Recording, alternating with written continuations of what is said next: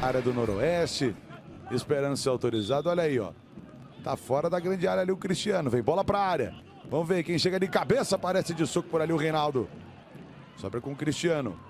Ele prefere voltar lá atrás com o Robson Alemão. De novo Cristiano, deixa passar. Diego Matias na perna canhota. Olhou pra grande área, veio o cruzamento. Tá lá dentro! Daí o Norusca com o Rodolfo. Trabalhou pelo meio, Luiz Thiago acionou o Carlão, pode fazer Carlão, driblou o Thiago Coelho, que golaço, tá lá dentro! Mensagem legal, ele é da cidade de Pindamonhangaba, acompanhando aqui o São José, mas quem desce é o Veloclube Filipinho, pé direito, gaveta! Autorizada, vem jogada ensaiada, Léo Campos, uma bomba, gaveta!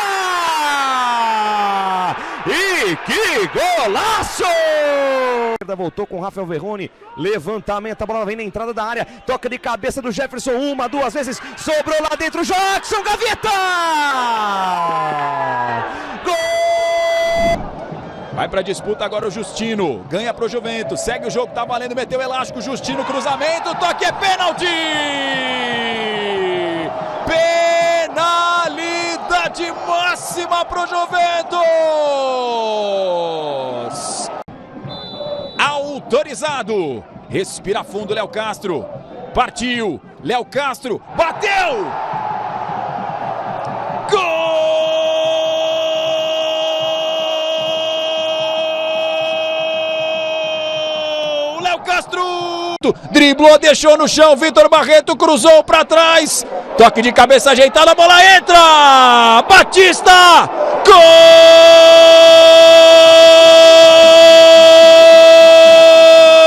Batista! Lá atrás, tenta o levantamento, vai chegar no franco, pode vir cruzamento, aparece o Fernando Henrique, tem a sobra e tá lá dentro!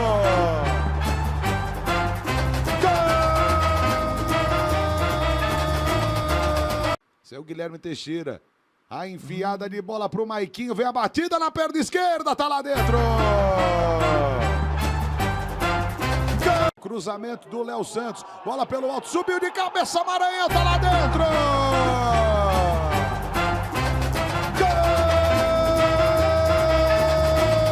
Olha o Minho, limpou, pode vir cruzamento, segurou demais o Minho, olha só o salseiro que ele vai fazendo, olha o Minho, Bruno Santos foi pro chão, tem a sobra com o Daniel Costa, ele limpa pra perna canhota!